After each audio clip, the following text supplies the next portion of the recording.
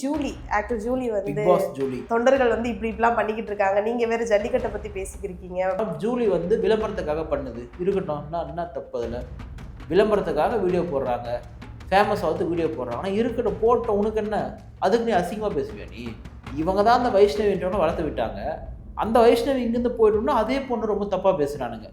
விஜய் என்ன சொல்வார், இணையதள எழுதுனானுங்க இல்லையா, விச்சுவல் வாரியர்ஸ். அந்த விச்சுவல் வாரியர்ஸோட முதன்மை பணி என்னென்னா, யாரெல்லாம் விஜய் பற்றி பேசுகிறாங்களோ அவங்களெல்லாம் போயிட்டு அசிங்கமாக எழுதுது. இப்போ ஆனந்த் வந்து சமீபத்தில் ஒன்று பேசியிருந்தாரு, தாவேக்கா தொண்டர்களை ஏதாச்சும் பண்ணினாங்கன்னா அடுத்த காமணி நேரத்தில் 2000 பேரை இறக்கிடுவோம். அந்த 2000 பேரை துறைமுகத்தில் ஏன்பா நீ இறக்கல நான் கேட்குறேன்.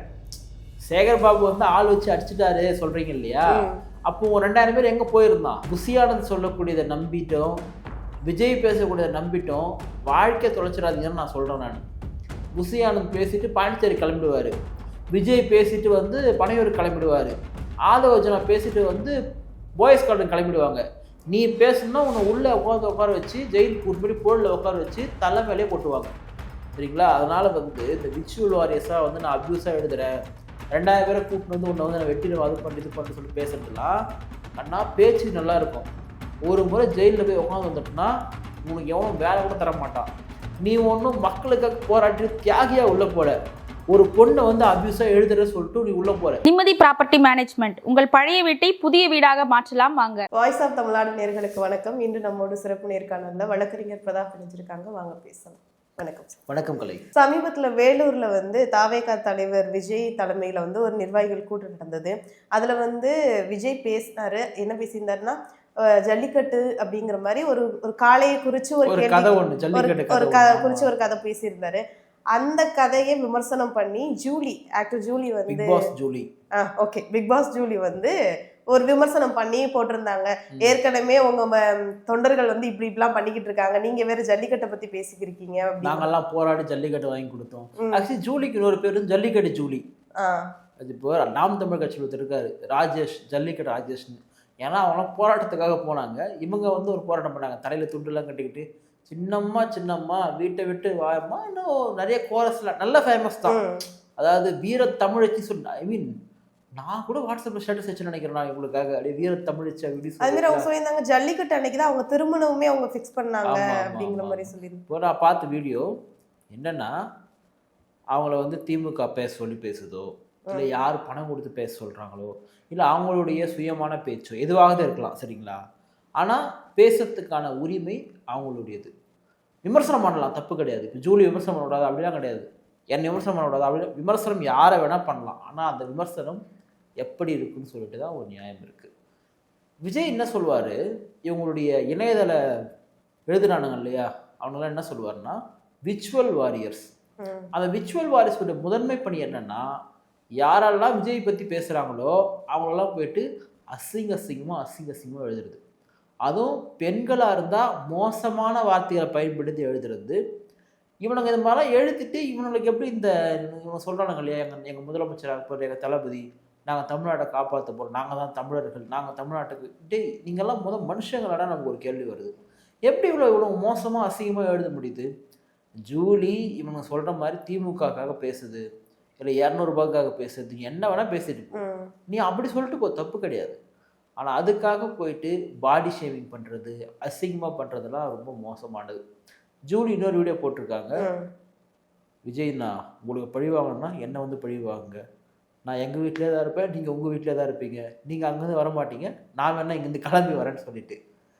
இது விளம்பரம் இருக்கு. அவங்க ஃபேமிலியுமே தப்பாக பேசுகிறாங்க அப்படிங்கிற மாதிரி அவங்க சொல்லியிருந்தாங்க. அதான் விச்சுவல் வாரிஸ். இப்போது இவங்க கட்சியில் தான் வைஷ்ணவி ஒரு பொண்ணு இருந்தாங்க, அவங்க பார்த்தீங்கன்னா இவங்க கட்சியில் பயங்கர ஃபேமஸாக இருந்தாங்க. பெரிய ஆக்டிவிட்டிலாம் கிடையாதுமா, அவங்க வந்து பார்க்க நல்லா இருப்பாங்கன்றதாக இன்ஸ்டாகிராமில் வந்து ஃபேமஸ் ஆனாங்க. இவனுக்கு தான் வளர்த்து விட்டானுங்க. அப்புறம் அவங்களுக்கு எந்த பொறுப்பும் தரலன்றதுக்காக அவங்க போய் திமுகவில் சேர்த்துட்டாங்க, செந்தில் பாலாஜி டீம் போய் சேர்த்துட்டாங்க. அவங்கள ரொம்ப மோசமாக பாடி ஷேவிங் பண்ணுறது, மார்பிங் பண்ணி அவங்களோட ஃபோட்டோஸை வந்து போடுறது, ரொம்ப மோசமான முறையில் வந்து பண்ணிட்டு இருந்தானுங்க. அவங்க என்ன பண்ணாங்கன்னா போலீஸ் ஸ்டேஷன் போயிட்டு விஜய் மேலேயும் ஒட்டுமொத்தமாக இந்த விச்சுவல் வாரிசுன்ற மாதிரி போய் கம்ப்ளைண்ட் கொடுத்தாங்க. என்னை வந்து ரொம்ப அப்யூஸாக எழுதுறானுங்க, ரொம்ப மோசமாக பண்ணுறானுங்க சொல்லிட்டு. சரி, இதை சாதாரணமாக ஒருத்தருக்கு பண்ண முடியுமானா பண்ண முடியாது, குறைந்தபட்ச பாதிப்பு வந்துருந்தால் தான் பண்ண முடியும். ஜூலிலாம் வந்து கொஞ்சம் அந்த வீரத்தமிழச்சின்னு பேர் எடுத்த பொண்ணு இல்லையா, அதான் கொஞ்சம் சவால் வர்றாங்க அந்த பழி வாங்கினான்னு சொல்லிட்டு. அந்த ஃபஸ்ட்டு வீடியோவில் பார்த்தீங்கன்னா கிட்டத்தட்ட 10,000 கமெண்ட்ஸு. இப்போ நம்ம இந்த வீடியோ பேசும்பொழுது ஒரு 5 மணி நேரத்துலேயே வந்து 7,000 கமெண்ட்ஸ் வந்துருக்கு. அப்போது விஷுவல் வாரிஸ்லாம் என்ன பண்ணிட்டு இருக்கானுங்கன்னா, எவன்லாம் விஜய் விமர்சனம் பண்ணுறாங்களோ, எவன்லாம் வந்து தாவைக்கு விமர்சனம் பண்ணுறாங்களோ அவங்களெல்லாம் அசிங்கமாக ஆபாசமாக போட்டு விமர்சனம் பண்ணுவாங்க. நீங்கள் நாம் தமிழ் கட்சி எடுத்துக்கோங்க. நாம் தமிழ் கட்சியில் ஐடி விங்குடைய பொறுப்பாளர் சுனந்தான்னு சொல்லிட்டு, அவங்க தான் ஐடி விங்குடைய மாநில செயலரோ தலைவராகவும் இருக்கிறாங்க. இப்போ அவங்களுக்கு கீழே தான் வந்து ஐடி விங் வந்து நாம் தமிழ் கட்சியில் வந்து இயங்குது. நாம் தமிழ் கட்சியோட ஐடி விங்லாம் எதை பண்ணுறாங்க அப்படின்னா, திமுக இங்கே முன்வைக்கக்கூடிய திட்டங்கள் எப்படி மக்களை ஏமாத்துது, திராவிடம் என்ற பேரில் எப்படி வந்து ஏமாற்றுறாங்க, பெரியார் வச்சதுனால உருட்டுறாங்கன்னு சொல்லிட்டு இப்படி பதில் சொல்லுவாங்க. விஜய் சொன்னார் இல்லையா, என்னை வந்து அசிங்கமாக திட்டினா மக்களை திட்டின மாதிரி. எனக்கு இந்த மாதிரி வார்த்தைகள்லாம் கேட்கும்போது எப்படி மக்களை திட்டுற மாதிரி? அதையுமே ஜூலி வந்து சுட்டி காமிச்சிருந்தாங்க. என்ன திட்டினா அது என்னை திட்டின மாதிரி தான், மக்களை திட்டின மாதிரி இல்ல. ஜூலி தெரிந்து கூட விஜய்க்கு தெரியலன்றத கலைச்செல்வி சொல்றாங்க. ஆமா தானே? ஆமா. அப்புறம் உங்களே திட்ட போறாங்க வந்து திட்டிட்டு போட்டு. அப்போ நியாயமா நீங்க கோவப்படணும் அவனுக்கு மேல. பண்ணுங்க ஒரு அரசியல் முதிர்ச்சி, அது அரசியல் முதிர்ச்சி விடுங்க, வயசு முதிர்ச்சியே இல்லை. பல பேருக்கு ஓட்டர் ஐடி இல்லை. எல்லாம் என்ன பண்ணுறாங்கன்னா, வீட்டில் வந்து அடம் பிடிச்சி எனக்கு ஐஃபோன் தான் வேணும், அது வேணும், இது ஒன்று சண்டை பண்ணுறாங்க. ஒரு 10ஆம் படிக்கும் போதே ஃபோன் வாங்கிக்கிறானுங்க. ஃபோன் வாங்கி இன்ஸ்டாகிராமு இதெல்லாம் இறக்கி இது பண்ணிட்டுருக்கானுங்க. நீங்கள் ஒவ்வொரு முறை வந்து டிவிக்கு உடைய கூட்டம் நடத்துகிறப்ப பைக் எடுத்துகிட்டு போங்களேன், நீங்கள் யாரை போய் வந்தீங்க? தளபதி. எதுக்காடா வந்தீங்க? தளபதி. கொள்கிறடா தளபதி. ஒன்றுமே தெரியல அவனுங்களுக்கு. நான் என்ன சொல்கிறேன், வரவனுங்க எல்லாருமே வந்து மிகப்பெரிய அரசியல் ஞானிகளாக தான் இருக்கணும்லாம் சொல்ல விரும்பல. குறைந்தபட்ச அறிவு இருக்கணும்ல. என்ன அறிவுனா, போஸ்ட் கம்பெனி மேலே ஏறக்கூடாது, சறுக்கு மரத்தில் ஏறக்கூடாது அப்படின்ற பொது அறிவு வந்து இருக்கணும். விஜய் கார் வரும் பொழுது பைக்கை கீழே விழுந்து வாரக்கூடாது அப்படின்ற பொது அறிவு வந்து இது வந்து எல்லாருக்கும் அறிவு. அதுதான் வந்து ஒரு பகுத்தறிவு. இப்போ ஒரு மாடு வந்து ரோட்டில் நிற்குதுன்னா நம்ம என்ன தான் ஆரம்பிச்சாலும் மாடு போகாது. ஏன்னா அது மாடு. என்ன சொல்லுவாங்க, யாராவது ரோட்டில் முன்னாடி மாடு மாதிரி நிற்காரான்னு சொல்லுவாங்க. இவங்க என்ன பண்ணுறானுங்க, அறிவு இருக்கா அறிவு இல்லையானே தெரியல. அறிவு இருந்தால் சில விஷயங்கள்லாம் பண்ண மாட்டாங்க. விஜய் அப்படி பேசுகிறாரு, அதான் நமக்கு வந்து ஆச்சரியமாக இருக்குது. ஆச்சரியமாக இல்லை, எனக்கு வந்து வருத்தமாக இருந்துச்சு. சினிமாவில் உச்ச நட்சத்திரம் வந்து உங்களை திட்டாங்கன்னு சொல்லிட்டு அழுவுறீங்க. இவன் என்ன பண்ணுறானுங்க, நீங்கள் அழுவுறீங்களே சொல்லிட்டு வரப்போனாலும் ரொம்ப அப்யூஸாக எழுதுறானுங்க. எனக்கு தெரிஞ்சு இப்போ ஜூலிலாம் வந்து டைரெக்டாக திமுக கிட்ட இருக்கா அப்படின்னு கேட்டால் இல்லை. அவங்களெல்லாம் அப்படி எனக்கு தெரியல, தெரியாமல் சொல்லக்கூடாது. விமர்சனம் பண்ணலாம். சில பேர் என்ன சொல்கிறான், ஜூலி வந்து விளம்பரத்துக்காக பண்ணுது. இருக்கட்டும், என்ன தப்பு அதில்? விளம்பரத்துக்காக வீடியோ போடுறாங்க, ஃபேமஸ் ஆகுது வீடியோ போடுறாங்க. ஆனால் இருக்கட்டும், போட்டோம், உனக்கு என்ன? அதுக்கு நீ அசிங்கமாக பேசுவியா நீ? அவங்க விளம்பரத்துக்காக தான் பண்ணுறாங்க, நான் இல்லைலாம் சொல்ல, விளம்பரத்துக்காக தான் பண்ணுறாங்க. அதுக்காக அசிங்கமாக பேசுறதுல ரொம்ப தப்பு. இவங்க தான் அந்த வைஷ்ணவின்றவனை வளர்த்து விட்டாங்க. அந்த வைஷ்ணவி இங்கேருந்து போய்ட்டோம்னா அதே பொண்ணு ரொம்ப தப்பாக பேசுகிறானுங்க. இன்னொன்று, அந்த அவங்க பேர் சொல்ல விரும்பல, நான் சொன்னால் யாருன்றதை வந்து அவங்க புரிஞ்சுப்பாங்க. ஒரு சகோதரி, பத்திரிக்கை துறையிலிருந்து ஒரு சகோதரி, அவங்க இதனால் வரைக்கும் விஜயுடைய அரசியலை ஆதரிக்கிறாங்க. ஆனால் அந்த சகோதரியை பார்த்தீங்கன்னா இதே டிவிக்கு இருக்கக்கூடிய பல பேர் ரொம்ப தப்பாக எழுதினானுங்க, தப்பாக பேசினானுங்க. ஏன்னு கேட்டால் சில விஷயங்கள் விமர்சனம் பண்ணாங்க. கட்சிக்குள்ளே வந்து புஷி ஆனந்த் பண்ணக்கூடியது, ஜானகி சாமி பண்ணக்கூடியது இதெல்லாம் சரியில்லை, விஜய்க்கு எதிராக இவங்களாம் பண்ணுறாங்கன்னு சொல்லிட்டு விமர்சனம் பண்ணாங்க. நான் சொல்லக்கூடிய சகோதரி ஒரு ஊடகத்துறையை சார்ந்தவங்க, அவங்களே வீடியோவும் போட்டாங்க. நான் இதுக்கு மேலே பேர் சொல்ல விரும்பல நான். ஆனால் அவங்களே ரொம்ப மோசமாக திட்டுறாங்க. யார்? வேற யாரோ கிடையாது, உங்கள் கட்சிக்காக இருக்கக்கூடியவங்க அவங்களே வந்து திட்டுறாங்க. அப்போது இவனுங்கெல்லாம் எங்கே வந்து திருந்தாமல் இருக்கிறாங்க அப்படின்னா, தலைமை சரியில்லை. தலைமை எப்படி இருக்குது? இப்போது விஜய் ஒரு தலைமைனா அவருக்கு கீழே இருக்கிற தலைமை வந்து புஷி ஆனந்த். புஷி ஆனந்த் என்ன சொல்கிறாரு, உனக்கு கட்டி கம்பெனியில் லீவ் தரலன்னா, யோ உன் வேலையும் வேணா நீயும் வேணா போயா, என் தளபதி கூப்பிட்டாரு நான் போகிறேன்னு சொல்லிட்டு வந்துடுன்னு சொல்லிட்டு கூப்பிட்டாரு. இது வந்து ஒரு நகைச்சுவாக நீங்கள் எடுத்துப்பேன்னு கேட்டால் எடுத்துக்க முடியாது. நீங்கள் ஒருத்தர் வேலை செய்கிறீங்க, நாளைக்கு நீங்கள் ஊருக்கு போகணும், உங்கள் ஊரில் விசேஷம், சார் நான் போயிட்டு வந்துடுறேன் சார் அப்படின்னு கேட்குறதுக்கும், நீங்கள் வந்து என்னை அனுப்பிச்சா நான் வந்து போகிறேன், அனுப்பலைன்னா இதோட வேலையை விட்டு நின்றுறேன் அப்படி சொன்னால் என்ன சொல்லுவேன்? தயவு செஞ்சு நின்றுட்டு உங்கள் வீட்டிலே இருந்துங்கம்மான்னு சொல்லுவோம். இப்படி கம்பெனியில் போய் லீவு கேட்குறீங்க, ஏதோ ஒரு பொய் சொல்லி லீவு கேட்குற. நான் போய் விஜய் நிகழ்ச்சிக்கு போனோம், எனக்கு வந்து நீ லீவு கொடுத்தா நான் போகிறேன் லீவு கொடுக்கலாம் வேலையை விட்டுன்றேன் என்ன சொல்லுவான், நின்னுறா முன்ன மாதிரி 100 பேர் வெளியே நின்றுருக்கான் வேலைக்காக அப்படின்னு சொல்ல மாட்டாங்களா? கண்டிப்பா. இதை சொன்னவர் தான் வந்து இவர் ஆதவர்ஜுனா. பஸ்ல எல்லாம் விசில் அடிக்கிறாங்க, விசில் வச்சு நம்மளோட சின்னத்தை பரப்புறாங்க. அப்போ இத்தனை நாள் வந்து ஹாரன் வச்சுருந்தாங்க பஸ்ஸில், ஒவ்வொரு கண்டக்டரும் வந்து கையில் ஹாரன் எடுத்து வச்சுருந்தாரா? எந்த அளவுக்கு இருக்கிறாங்க பாருங்க நீங்கள். அவர் என்ன பண்ணார், இவர் ஆதவர்ஜுனா புரட்சி வரணும்னு சொல்லிட்டு ஒரு ட்வீட் போட்டார். இந்த கரூர் விஷயம் நடக்கும்பொழுது வந்து நேபாளத்தில் நடந்த மாதிரி இங்கே ஒரு புரட்சி நடக்கும் போது ஜென்சி கிட்ஸ்லாம் வெளியே வர போகிறாங்க அப்படின்னு சொல்லி ஒரு ட்வீட் போட்டு உடனே அந்த ட்வீட் டெலிட் பண்ணுறாரு. ஏன்னு கேட்டால் அஃபென்ஸ், அது வன்முறைக்கு தூண்டும் விதமாக எழுதுவது அஃபென்ஸு. உடனே டெலிட் பண்ணிட்டாரு. விஜயும் சரி, விஜய்க்கு கீழே இருக்கக்கூடியவங்களும் சரி, ஒரு விஷயத்த பண்ணுறாங்கன்னா அவங்களுக்கு சேஃப் ஆகிடுவாங்க. இப்போ ஆனந்த் வந்து சமீபத்தில் ஒன்று பேசியிருந்தாரு, தாவேக்கா தொண்டர்களை ஏதாச்சும் பண்ணுனாங்கன்னா அடுத்த காமநேரத்துல 2000 பேரை இறக்கிரும் அப்படிங்கிற மாதிரி சொல்லியிருந்தாங்க. இல்ல அது வந்து ஒரு டாக் போயிருந்தது. இப்போ வந்து ஆனா அது தாவேக்கா தொண்டர்களான்னு சரியா தெரியல. அவர்தான் ஒரு வீடியோ வந்துருந்துச்சு. அது என்ன அவர்தாமா சொன்னாரு, நானும் பார்த்தேன். இல்ல புஷியானந்த் சொல்லியிருந்தாரு. அதுக்கு அப்புறம் இப்போ வந்து நேத்து நைட்டு ஏதோ ஒரு வீடியோ வந்து ஒரு சேனல்ல போய்கிட்டு இருந்தது. என்ன அப்படின்னா, நான் வந்து உடனே 2000 தொண்டர்களை இறக்கவா வந்தேன்னா அங்கேயும் உன்னை அக்குச்சுக்கா வெட்டி போட்டுருவேன் அப்படின்னு சொல்லிட்டு ஒரு வீடியோ போட்டிருந்தாங்க. ஆக்சுவலா ஆனந்த அப்படி சொன்னனாலதான் இது போயிருக்கா. இதுக்கும் தாவேக்காக்கும் ஒரு தொண்டர் கண்டிப்பா. ஏன்னு கேட்டா, முன்னாடி எல்லாம் பாத்தீங்கன்னா நீங்க இந்த டிவிக்கு வச்சு ஆரம்பிக்கும் பொழுது புஷியானந்த் என்ன சொன்னாரு, எதனா ஒரு பிரச்சனைனா போதும் நம்ம பசங்க 100 பேர் 200 பேர் ஒருத்தையும் கிளம்பி வந்துடுவானுங்க. நான் ஒன்று கேட்குறேன், எப்படா வருவீங்க? ஏன்டா உங்களுக்குலாம் வேலை வெட்டின்றதே கிடையாதாடா? இல்ல போலயே. எப்படி வருவ? இப்போ உங்களுக்கு ஒரு பிரச்சனை, நீங்க ஒரு சேனல்ல வேலை செய்றீங்க, இருமா ஆஃபீஸ் முடிச்சுட்டு வரேன் இல்லை பர்மிஷன் கேட்டு வரேன்னு தான் சொல்லுவீங்க. ஏன்னு கேட்டால் உங்களுக்கு ஒரு வேலை இருக்குது, எனக்கும் ஒரு வேலை இருக்குது. ஒரு பிரச்சனைனா 2000 பேர் எப்படி வந்து நிற்ப, எப்படி நிற்க முடியும் உன்னால்? அப்போ அவ்வளோ பேருக்கு வேலை இல்லையா இங்கே? இப்போ ஒவ்வொரு கட்சியில் இருக்காங்க இல்லையா, ஒவ்வொரு கட்சியிலையும் வந்து இருக்கக்கூடிய ஒரு பிரச்சனைனா அந்தந்த அட்வொகேட் டீம் போகும். நான் பார்த்துருக்கேன். ஒவ்வொரு பிரச்சனைனாலுமே ஒரு 100 வழக்கறிஞர்கள் 200 வழக்கறிஞர்கள் கூட போவாங்க அட்வொகேட் டீம். ஏன்னு கேட்டால் அட்வொகேட்டோடைய வேலையே எங்கே பிரச்சனையும் அங்கே போகிறது தான். புரியுதுங்களா? ஆனால் இவர் என்ன சொல்கிறார், நான் பசங்களை இறக்குவேன். இது ஒரு ரவுடி சொல்ற மாதிரி இல்ல இந்த சொல்லாடல். நான் அந்த வார்த்தை பயன்படுத்த முன்னாடி வந்து சேகர் பாபு சொல்லியிருந்தாங்கல்ல, துறைமுக தொகுதியில வந்து அவர் பேசியிருந்தாரு, அடியாள விட்டு இது பண்ணியிருந்தாரு அப்படின்னு. அப்ப அதுக்கும் இதுக்கு என்ன வித்தியாசம் இருக்கு? ஆமா, அந்த 2000 பேரை துறைமுக தொகுதியில ஏன்பா நீ இறக்கல நான் கேட்கிறேன்.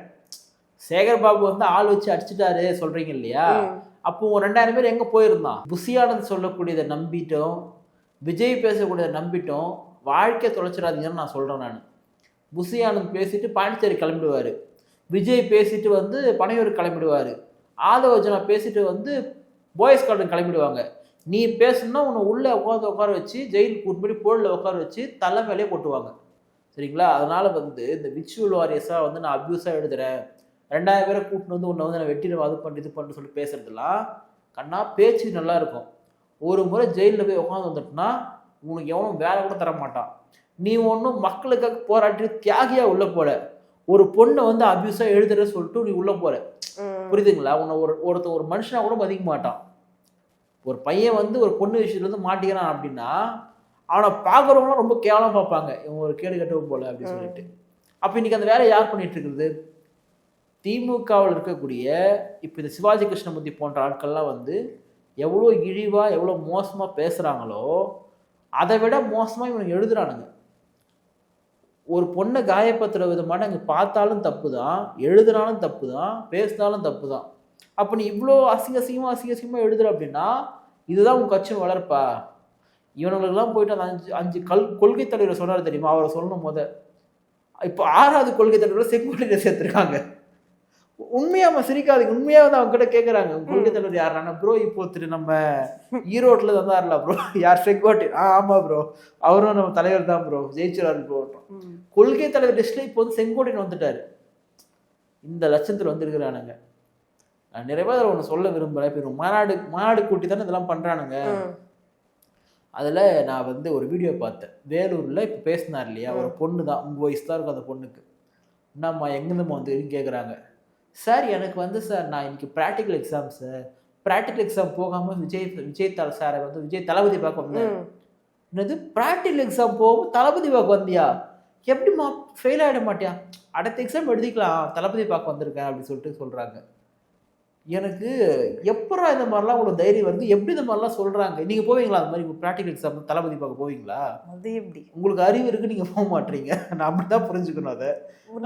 அப்போ என்ன கூட்டத்தை வளர்க்குறாங்க பாரு. அப்போ நான் என்ன சொல்றேன், ஏப்ரல் மாதம் மார்ச் மாதம் +2 10th எக்ஸாமு.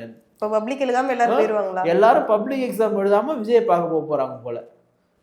அதாவது எப்படியாப்பட்ட கூட்டத்தை வந்து வளர்த்து வச்சிருக்காரு பாருங்க. ஓப்பனாக சொல்றாங்க ப்ராக்டிகல் எக்ஸாம் எழுதுல நான் விஜய் பார்க்க வந்திருக்கேன் சொல்லிட்டு. அப்போ இந்த கூட்டம்லாம் சேர்ந்து விஜய் ஓட்டு போட போறாங்க. விஜய் ஓட்டு போட போற கூட்டத்துக்கு வந்து ஒரு 20% கிட்ட ஓட்டு ஐடி இல்லை. ஏன் கிட்ட 18 days ஆனால் தான் ஓட்டு ஐடி தருவாங்க. ரெண்டாவது இந்த ஓட்டு ஐடி ஃபில் பண்ணி தரணும். அது குறைந்தபட்சம் ஒரு நாலேஜ் வேணும். ஸோ அது ஒன்று இருக்குது. இவனுங்க பேருக்காக தான் படிச்சிருக்கானுங்க, மற்றபடி எந்த அறிவுமே இல்லை. ரெண்டாவது எதுவுமே தெரியல. இன்னொன்று இருக்குது. இப்போ இவனுங்க நம்ம தெரிலன்னு சொல்கிறோன்னா இந்த கூட்டத்தை தெரியாமல் பார்த்துக்கிட்ட பொறுப்பு விஜய்க்கே சாரும். ஏன்னா இவங்கெல்லாம் வந்து தான் சொல்கிறாங்க, நாங்கள் வந்து இப்போ அரசியலுக்கு வரல, விஜயுடைய மக்கள் மன்றமாக ரசிகர் மன்றமாக இருக்கும்பொழுதே நாங்களாம் எல்லாம் சோறு போட்டிருந்தோம். சோறு போடுறதுலாம் இன்றைக்கி வந்து ஒரு அரசியல் குவாலிஃபிகேஷன் வந்துருச்சு. அப்போ இவனுங்களுடைய அரசியல் அப்படின்னு என்னன்னா, யாருன்னா சோறு போடுறது, போஸ்டர் அடிக்கிறது, பேனர் ஓட்டுறது, அப்புறம் வந்து டிக்கெட் எடுக்கிறது, இதோட அரசியல். டிவிக்கோடைய அரசியல் வந்து முடிஞ்சிருச்சு. ஏதாவது ஒன்று ஆக்கப்பூர்வமாக பண்ணியிருப்பாங்கன்னு கேட்டால் கிடையாது. சரி, இதெல்லாம் இப்படி தானே இருக்குது. நம்மளை வந்து உடனே வந்து இன்னது திட்டுவானுக்கு கீழே வந்து திட்டிக்குங்கடா, ஒன்றும் பிரச்சனை கிடையாது, நான்லாம் போய் வீடியோ போட மாட்டேன், விஜய் அண்ணாக்கு எதிராக. விஜய் அண்ணா எனக்கு வந்து ஒரு நடிகராக பிடிக்கும், சரிங்களா? அந்த கட்சியினுடைய கொள்கை பரப்பு செயலாளர் அவர் வந்து IRS ஆஃபீஸர் பாருங்க. நீங்கள் IRS அருண், சரிங்களா? IAS IPS IRS ஈக்குவலுக்கு வந்து ஒரு அறிவு இருக்குது. அந்த அளவு நீங்கள் அறிவு இருக்கிறதுனால தான் எக்ஸாம் எழுதி பாஸ் பண்ணி IRS ஆஃபீஸராக வந்திருக்கீங்க. அந்த கொள்கை பரப்பு செயலாளர்கிட்ட பேட்டி கேட்குறாங்க. உங்களை மாதிரி ஒரு நெறியாளர் போயிட்டு பேட்டி கேட்குறாங்க. ஒரே ஒரு கேள்வி கூட பதில் இல்லைம்மா, ஒரு கேள்வி கூட பதில் இல்லை. சார் உங்கள் கொள்கை என்ன சார்னு கேட்குறாங்க. சிம்பிளாக கொள்கையும் சொல்லலை. சார் நீங்கள் என்னென்ன பண்ணியிருக்கீங்க சார், அதுக்கும் பதில் சொல்லலை. அதாவது திமுக விட்டுருங்க சார், நீங்கள் என்ன பண்ணிருக்கீங்க, என்ன பண்ண போகிறீங்க, அதுக்கும் பதில் சொல்லலை. ஒரு கட்சியினுடைய கொள்கை பரப்பு செயலாளர் IRS ஆஃபீஸர், அவருக்கே கொள்கை தெரியலன்னா பாவம். இவனுங்க தற்கூரி சொல்லக்கூடாது, பாவம். அவனுங்க அழில் கொஞ்சம் சொல்லக்கூடாது, பாவம். சொல்றதுக்கு ஒன்றும் இல்லை. இவனுங்க என்ன சொல்கிறது, நம்ம எதுவுமே சொல்லாத. நீங்கள் வந்து அதை விட உங்களை திட்டத்தில் வந்து பயன் இல்லாமல் தான் இருக்குது நமக்கு. இந்த கூட்டம் வந்து எப்படி வந்து ஒரு ஒரு ஒரு அரசியல் மாற்றத்தை ஏற்படுத்தும்? நான் ஏன் திருப்பி நாம் தமிழ் கட்சி ஒப்பிட்டு பேசுகிறேன்னா, நாம் தமிழ் கட்சியில் நமக்கு ஒரு 10 பேர் தெரிஞ்சு வச்சுல பேச்சாளர்கள், மேடையில் பேசுகிறவங்க, இவங்க மட்டும் தான் அறிவாளி நினச்சிட்டு இருப்போம். அப்படி கிடையாது. நாம் தமிழ் கட்சி இருக்கிற ஒவ்வொருத்தருமே அந்த கொள்கையை பற்றி தெரியும். ஒவ்வொருத்தங்கிட்ட நீங்கள் பேசினாலும் மணிக்கணக்காக பேசுவோம். பெரியார் எதிர்ப்பு, திராவிட எதிர்ப்பு, திமுக எதிர்ப்பு, எல்லாத்தையும் பற்றி பேசுவோம். இவனுங்கிட்ட வந்து திருப்பி என்ன பேசினாலும் தளபதி தளபதி தளபதி தளபதி தளபதி தளபதி. இப்போ செங்கோட்டையன் புசியானதெல்லாம் இருக்கார் என்ன, இப்படி வந்து பேசுவாங்க.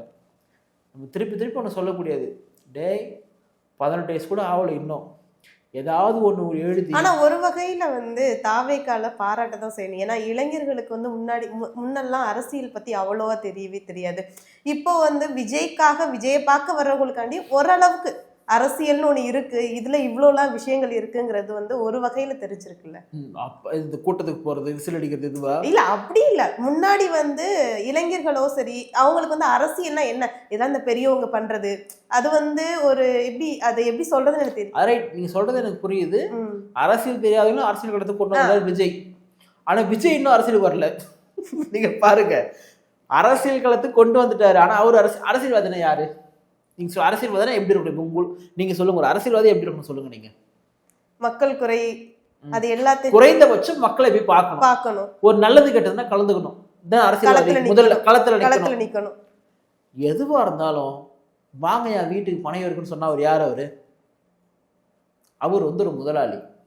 இப்போ நீங்க வந்து ஒரு மேனேஜர் கிட்ட வேலை கேட்டு போறீங்கன்னா நீங்க தான் ஒரு ஆஃபீஸ்க்கு போகணும், புரியுதுங்களா? இப்போ நான் ஒரு இடத்துல வேலை கேட்டு போறேன், நீங்க ஒரு இடத்துல வேலை கேட்டு போறீங்கன்னா நம்ம தான் அங்கே தேடி போகணும்.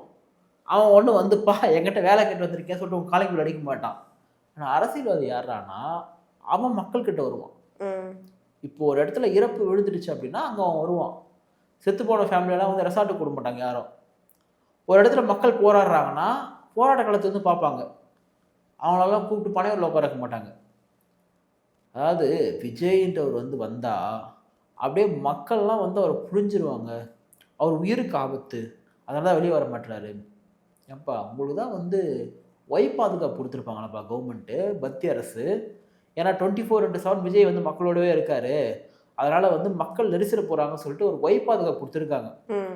நான் அந்த பாதுகாப்புலாம் கொடுங்க, நான் வேணாம்லாம் சொல்லல. ஆனால் கொடுத்துமே என்ன பிரயோஜனம்? இதெல்லாம் கொடுத்துமே கூட பார்த்தீங்கன்னா விஜய் மொட்டை மாடியில் வந்து ஒருத்தன் ஏறி வந்துட்டான் ஒரு டைம். ம். விஜயுடைய மொட்டை மாடியில் ஒருத்தன் ஏறி மேலே வந்துட்டுக்கிறான். அவன் ஒரு மணலை பாதிக்கப்பட்டவன். நான் கேட்டால் டிவிக்கே வாங்கணும். விஜய் மேலே போய்க்கிறாரு, ஃபுல்லாக பார்த்து பயந்து வந்துருக்காரு யாரோ மேலே இருக்காங்கன்னு சொல்லிட்டு. ம். அப்புறமா அவனை திரும்பி போலீஸ்கிட்ட ஒப்படைச்சிருக்காங்க. ம். நான் தான் பாதுகாப்பு கொடுத்தாலும் வந்து மனநல பாதிக்கப்பட்டவங்க எங்கே இருந்தாலும் வந்துடுவாங்க. அப்போ டிவிக்கே இருக்கிறவங்களாம் அப்படி இருக்காங்களான்ற ஒரு கேள்வி நமக்கு வந்து வருது. தயவு செஞ்சு வந்து அவருக்கு தான் அரசியல் தெரியல, உங்களுக்கெல்லாம் அறிவு இருக்குன்னு நம்புகிறேன். நீங்களாவது வந்து கொஞ்சம் திருந்தி இந்த மாதிரிலாம் பண்ணாமல் இருங்க. இன்னொன்று யோசிச்சு பாருங்கள், நம்ம இப்போ பொதுவெளியில் இருக்கக்கூடிய பெண்கள் வந்து அவங்களுக்குன்னு தனிப்பட்ட உணர்வுகள் வந்து இருக்காது, இல்லை வந்து அவங்கள எப்படி வேணால் விமர்சனம் பண்ணலாம் அப்படின்றதெல்லாம் தப்பு. அது இப்போ நம்ம சகோதர சகோதரிகளை வந்து இன்னொருத்த வந்து விமர்சனம் பண்ணால் நம்ம ஏற்றுப்போமா? அதே தான் எல்லாருக்குமே வந்து பொருந்தும். பட் ஜூலி வந்து விளம்பரம் தேடுறாங்க தான், நான் அதை இல்லைன்னு மறைக்கலாம் விரும்பலை. பட் அவங்கள விமர்சனம் பண்ணுறது ஒரு நாகரிகமாக இருக்குன்றது தான் நிறைவாக சொல்லக்கூடிய. வில்லிவாக்கம் தொகுதியில் வந்து ஆதவர்ஜுனா நிற்க போகிறாங்கங்கிற ஆமாம், மாதிரி. வில்லிவாக்கத்தில் ஆதவர்ஜுனா, எழும்பூரில் வந்து ராஜ்மோகன், அப்புறம் வந்து வேலைச்சேரியில்னா வந்து சோழிநகரில் விஜய் ம். ம். இதில் நிற்க போகிறாங்க தகவல் மட்டும்தான். 234 தொகுதியில் முதல்ல நிற்பாங்களான்னு தெரியல. எலெக்ஷனில் போட்டி போடுறதுன்றது பணம் மட்டும் வச்சுருந்தா போதாது, அதை எதிர்கொள்ள வேண்டிய ஆற்றல் வேண்டும். நாளைக்கு வந்து திமுக காரன் வந்து ஒரு 1 கோடி ரூபாய் கொடுக்குறான், டிவிகே கட்சியில் இருக்கிறவங்க வந்து வேட்பாளராக நிற்கிறவங்க வாபஸ் வாங்கிக்கணும்னு சொன்னால் வாங்கிப்பாங்க. அவங்க மனைவியே போயிட்டு ஏங்க 1 கோடி ரூபாய் வருது, இந்த காசில் எப்போ பார்க்க போகிற கம்முன்னு வாங்கிக்கணும்னு சொல்லி வாங்கிப்பாங்க. எப்படி டிவிக்கு ஆட்சிக்கு வர போகிறது கிடையாது. எனக்கு எப்படி தெரியும்னு கேட்குறீங்களா? ஏன்னா வராது. சரிங்களா? அப்படிலாம் வரலாம் முடியாது. ம். விஜய்ன்ற ஒரு நபர் ஜெயிக்கிறது ரொம்ப பெரிய விஷயம்தான்.